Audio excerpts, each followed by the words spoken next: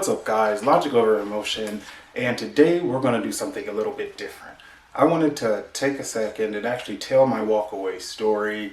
It's nothing special, but it's a little different. This one I just decided to write down and just read. I felt like it would be a little bit easier. I wouldn't stumble over my points or miss any points. So let's jump right into that, and it'll kind of give you a little context on why I think the way I do, especially with going against the commonly accepted practice or ideas that are out there about certain things. So anyway, this is my walkaway story, the day I started thinking for myself. So to set the context for this story, I was never a full-blown Democrat. As a matter of fact, I didn't follow politics too closely at first. I was, however, subscribed to a limited type of thinking. My dad would mention the Republicans, his way of saying rich white people. Or he would mention how, black people voted Democratic. Naturally, many of the black people I was around were Democratic, and that definitely led to me shaping a way of thinking that started to become a hindrance to my progress in life. It wasn't until I did an internship where my eyes were really opened. My original mentor, who taught me the fundamentals of computer science, once said something to me that opened my eyes and allowed me to open many, many doors on my path to success. I remember it like it was yesterday. I was sitting there looking for my first IT job out of college. He had already provided me a recommendation letter. However, every job I saw required experience, even though it was an entry-level job.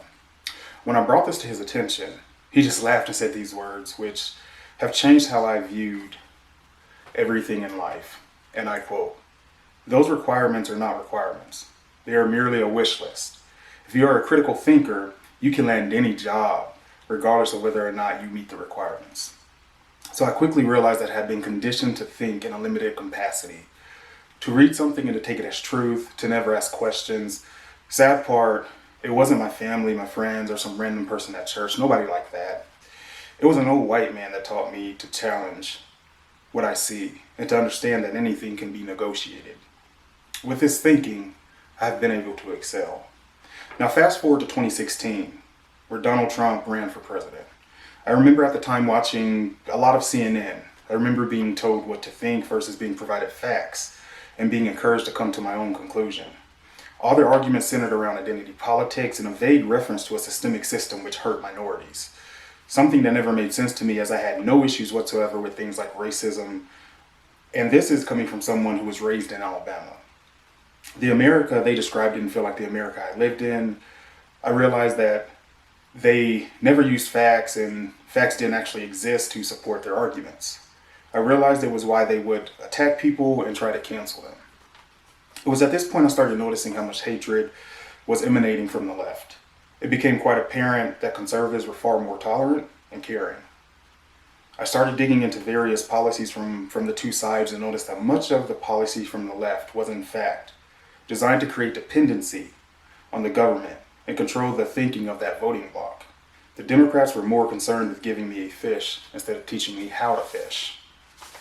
I remember when Obama was elected, and even back then I remember thinking, who cares if he's black? What does that have to do with being able to do a job?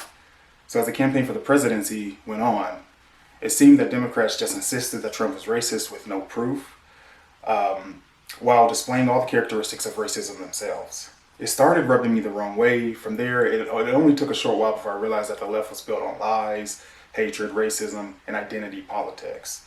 Very rarely did they ever care to discuss policy and things that actually affect everyday Americans. You couldn't even debate with them without being insulted. And from there, I decided that's not who I am, and I want nothing to do with those people. From that time forward, I have considered myself conservative. And while thinking for myself brings me great criticism from those that claim they are the tolerant, non-racist ones, in fact, it's been conservatives that have always been willing to hear a point of view and not crucify me for it. I hope people hear my story and make the change. It's amazing how much your life can change when your perspective does. So that was just a little view into my past, and it's amazing what one phrase, one sentence, one paragraph, one conversation can do for your perspective. Once that perspective opened up, I went from feeling like I couldn't achieve anything to being able to achieve everything. And again, as I mentioned in the story, it's funny because I never had anyone in my life as I was growing up to say these type of things. They didn't give me the information I needed when I went on an interview, even going through college. Um, it wasn't any of my professors or anything like that told me, oh, don't worry about the requirements, just put in the application, and then go for it.